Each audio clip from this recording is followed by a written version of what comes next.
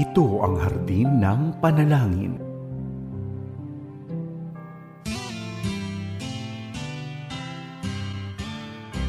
May harding mapananalanginan, doon si Jesus naghihintay. O kay inam ng panalangin ang hardin, doon kay gandang manalangin. Tayong natulog sa luklukan ng Diyos sa hardin ng pananalangin. Happy Sunday sa iyo, kaagapay. Praise God dahil nananatili siyang tapat sa bawat isa sa atin sa kabila ng maraming pagsubok na dumadaan sa ating buhay. Kaagapay, bago tayo magtungo sa ating pananambahan sa kanya-kanya nating dinadaluhang simbahan, ngayong araw, magandang tayo muna ay magsama-samang dumulog sa ating Diyos sa pamamagitan ng panalangin. Ako po si Pastor Ronald Llobrera para sa Hardin ng Panalangin. Tayo po ay broadcasting mula sa taluktok ng One Corporate Center sa Ortigas, Pasig. Ako ang inyong hardinero tuwing Biyernes, Sabado at Linggo dito po sa 702 DZAS FEBC Radio TV, agapay ng sambayanan. Napapakinggan at napapanood tayo sa Facebook Live at YouTube ng DZAS. Ganon din kaagapay sa 702 DZAS app.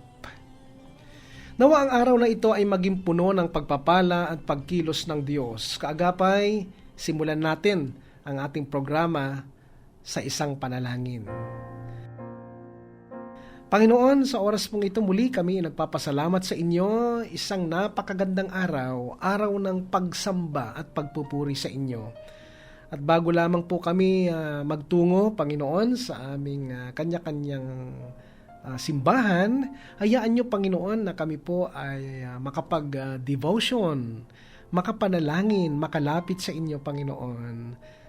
At maranasan namin ang inyong presensya, Panginoon. Punuin niyo kami ng iyong biyaya at pag-ibig at sa aming paglilingkod, naway patuloy ka namin mabigyan ng karangalan sa aming mga buhay. Panginoon, pinagkakatiwala namin ang bawat kaagapay namin sa oras na ito, saan man sila naroroon, saan man panig ng bansa sila i-stay o nagtatrabaho. Panginoon, ang inyong presensya ay laging naroon because you are omnipresent God, sumasa lahat ng dako at ang biyaya ninyo ay sapat, hindi nagkukulang sa bawat isa sa amin. Maraming salamat, pangunahan niyo po kami sa aming pananalangin at sa pag-aaral ng inyong mga salita. Ito po ang aming dalangin sa pangalan ni Jesus. Amen.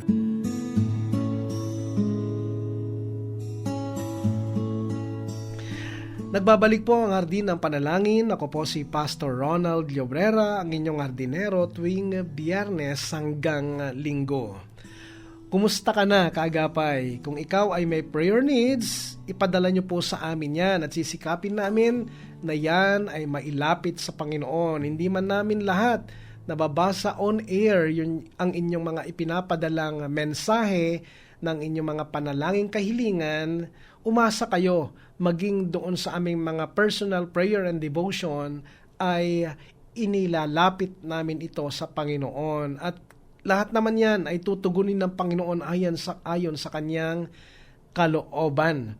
At sakali naman kaagapay na tinugon na ang inyong mga prayer request last time, i-share na rin yan sa amin upang pasalamatan natin ang ating Panginoon. At ngayon, darako naman tayo sa pag-aaral ng salita ng Diyos. Yung mga hakbang bilang isang mananampalataya ay atin nang nakikita at napag-aaralan ang mga hakbangin na ito. At alam natin na kailangan itong mag-manifest, yun ang kalooban ng Panginoon sa ating mga buhay, na makita yung mga hakbang na yun na ating ginagawa sa atin pong paglilingkod. Una sa lahat, yung pananampalataya. Pangalawa na hakbang ay yung kabutihan. Pangatlo, yung kaalaman. Yung pang-apat ay yung pagpipigil sa sarili o self-control. Panglima, patience o pagtitiis. Pang-anim, godliness. Pangpito, brotherly kindness o Philadelphia. Pangwalo, love or agape. May apat na antas katulad ng nabanggit natin kahapon na dapat nating maabot sa pagkakaroon ng agape sa ating buhay Kristiyano. Una, level 1, giving up precious possessions to help others' needs. Pagbibigay ng ating pinakamahalagang kayamanan upang tugunan ang pangangailangan ng iba. Level 2, helping others to advance ahead of me. Pagtulong sa iba kung sila'y umaasenso ng higit kaysa sa akin. Sila'y umasenso pa, no? Parang bihira na ang ganito, pero ito talaga yung pag-ibig na ang palatuntunan ay pag-ibig ng Diyos. Level 3, living to serve others. Mamuhay upang maglingkod sa iba. Ang Panginoong Yesus, ang perpektong huwaran natin sa pamumuhay upang maglingkod sa iba. Noong siya'y nasa ibabaw ng lupa, kaagapay, ang buong buhay niya ay ginugol niya para makatulong sa iba. Sa mga apostol, si Pablo na marahil ang nagbigay ng pinakamaliwanag na halimbawa. Sa aklat ng Pilipos, sabi niya ay nahirapan siya kung alin ang mas pipiliin niya. Ang pumanaw na upang makapiling ni Kristo sa langit o ang manatili pa sa daigdig upang makatulong sa iba. Pero sabi niya, umasa siya na mananatili pa siya sa buhay na ito upang higit pang makatulong sa mga Kristiyano. Basahin natin, Philippians chapter 1, verses 20 to 25. According to my earnest expectation and hope that in nothing I shall be ashamed, but with all boldness, as always, so now also Christ will be magnified in my body, whether by life or by death. For to me, to live is Christ, and to die is gain. But if I live on in the flesh, this will mean fruit from my labor. Yet what I shall choose, I cannot tell. For I am hard-pressed between the two, having a desire to depart and be with Christ, which is far better. Nevertheless, to remain in the flesh is more needful for you. And being confident of this, I know that I shall remain and continue with you all for your progress and joy of faith. Sabi niya, ang aking pinakananais at inaasahan ay ang hindi ako mapahiya sa anumang bagay, kundi sa lahat ng panahon at lalo na ngayon, ang buong tapang kong mapangaral o maparangalan si Kristo sa buhay man o sa kamatayan, sapagkat para sa akin, ang buhay ay para kay Kristo at ang kamatayan ay pakinabang. Kung ako'y mananatiling buhay, ito'y kapaki-pakinabang sapagkat marami pa akong magagawang mabuting bagay. Hindi ko ngayon malaman kung alin ang aking pipiliin. May pagtatalo sa loob ko. Nais ko nang pumanaw sa mundong ito upang makapiling si Kristo sapagkat ito ang lalong mabuti. Ngunit alang-alang sa inyo, mas kailangan pang manatili ako sa buhay na ito. Dahil dito, natitiyak kong ako'y mabubuhay pa at makakasama ninyong lahat upang matulungan kayong magpatuloy ng may kagalakan sa inyong pananalig sa Panginoon. Level 4, dying so others may live. Ang mamatay alang-alang sa ikabubuhay ng iba.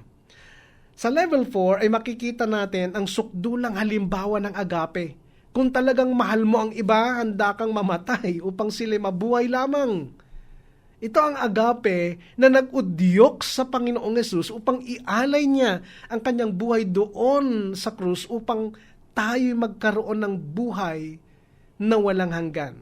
At ito rin ang agape na ibig ng Diyos na dapat taglayin natin. 1 John 3:16, by this we know love, agape, because He laid down His life for us. And we also ought to lay down our lives for the brethren. Dito'y nakikilala natin ang pag-ibig o agape sapagkat Kanyang ibinigay ang Kanyang buhay dahil sa atin at nararapat nating ibigay ang ating mga buhay dahil sa mga kapatid. Kaagapay, kumusta ang ating karanasan sa pagkakaroon ng pag-ibig o agape na galing sa Diyos? Sa ating sariling lakas, hindi po natin ito magagawa. Subalit sa tulong ng Diyos, tayo po ay susulong at lalago sa ating buhay Kristiyano hanggang ang ating buhay ay mapuspos ng sukdulang pag-ibig o agape ng Diyos, at ito na ang magsisilbing udyok sa lahat ng ating pakikitungo sa mga kapatiran at maging sa mga taong hindi pa nakakakilala kay Kristo. Muli ayon sa 2 Peter o pangalawang Pedro, kabanatang 1 sa mga talatang 5 hanggang 7. Dahil dito sikapin ninyong idagdag sa inyong pananampalataya ang kabutihan. Sa inyong kabutihan, ang kaalaman. Sa inyong kaalaman, ang pagpipigil sa sarili. Sa inyong pagpipigil sa sarili, ang katatagan. Sa inyong katatagan, ang pagiging makadiyos. Sa inyong pagiging makadiyos, ang pagmamalasakit sa kapatid. At sa inyong pagmamalasakit, pag-ibig o agape. Sa Diyos ang lahat ng papuri.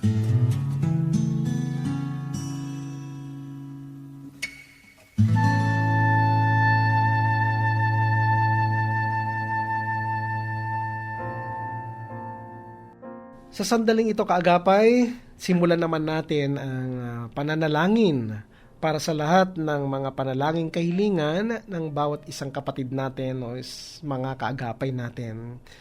Magsama-sama tayong dumulog sa Diyos, tayo ay manalangin. Panginoon, sa oras pong ito muli kami ay nagpapasalamat sa inyo, nagpupuri sa inyo, Panginoon, sapagkat lagi nyo kami binibigyan ng chance, binibigyan ng pagkakataon na kami po ay makalapit sa inyo para manalangin.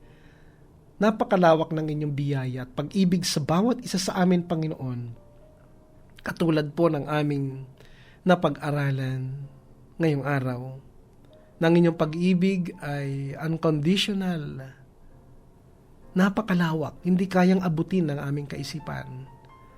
Kaya naman, Panginoon, nagtitiwala lamang kami sa inyo bilang aming Ama na kahit kailan hindi magpapabaya, hindi magbabago, at hindi nagkukulang.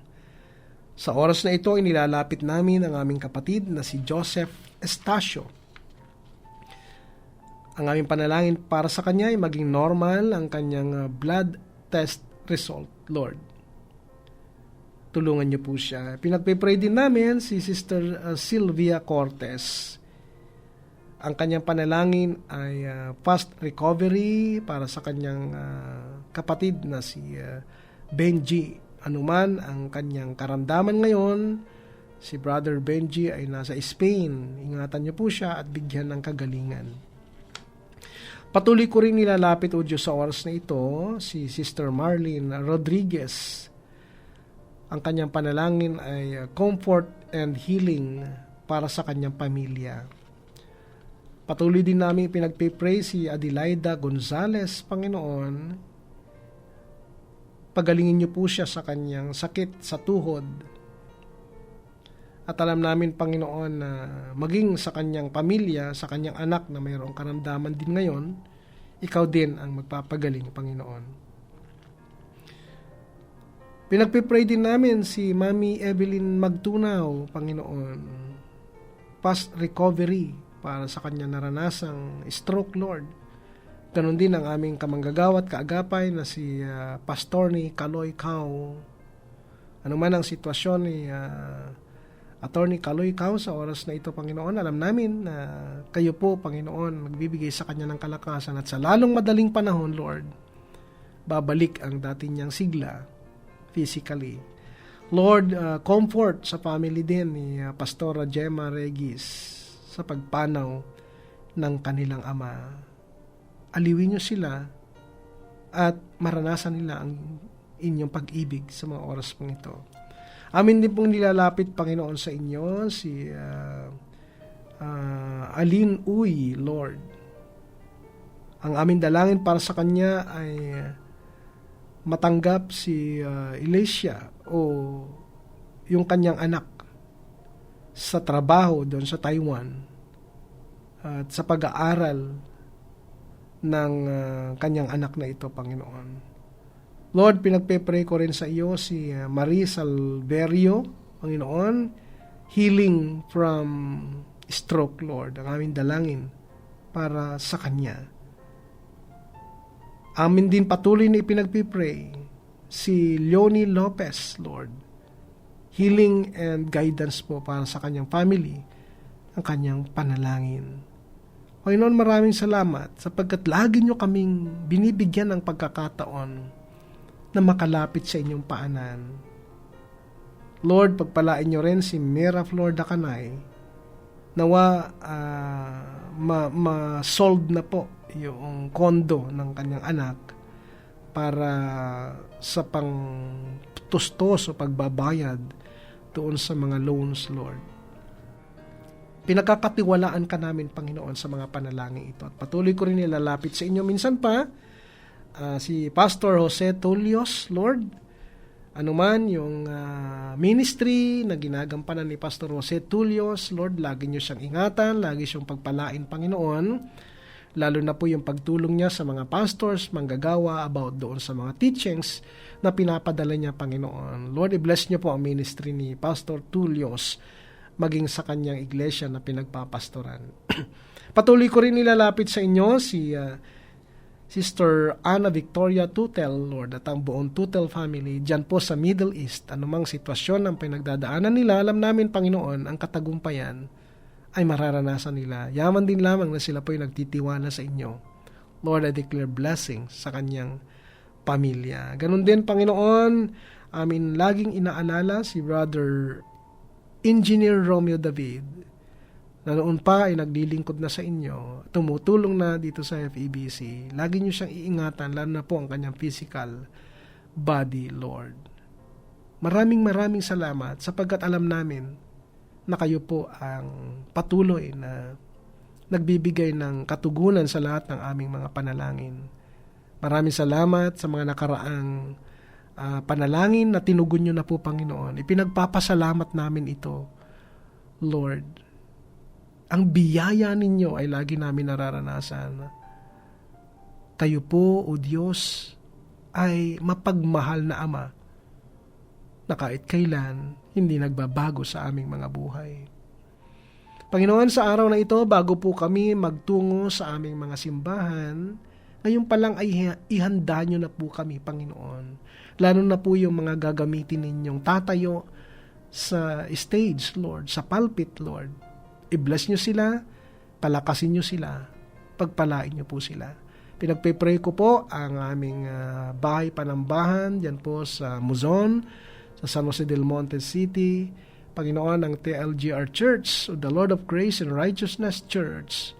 Panginoon, pagpalain nyo po ang simbahang ito, 10 ng mga leaders, pastors, and even workers, Panginoon, ng aming bahay pananambahan. Pinagkakatiwala po namin sa inyo, maging ang iba naming mga kasamahan, ibang mga churches, Panginoon, pangunahan niyo po ang bawat isa sa aming paglilingkod sa araw na ito. Maraming salamat po. Ito po ang aming dalangin sa pangalan ni Jesus. Amen. Amen.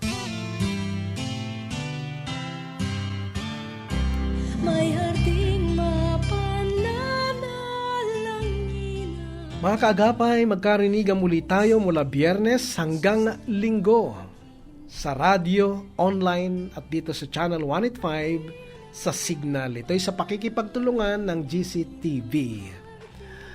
Para sa programang Hardin ng Panalangin, ako po si Pastor Ronald Llobrera na nagpapaalalang ang Kristiyanong namumuhay ng tapat ay sapat sa lahat ng bagay. Magtapat tayo sa Diyos at ang Diyos ay hindi magkukulang. Pagpalain ka ng Panginoong Hesus. Nang lumapit sa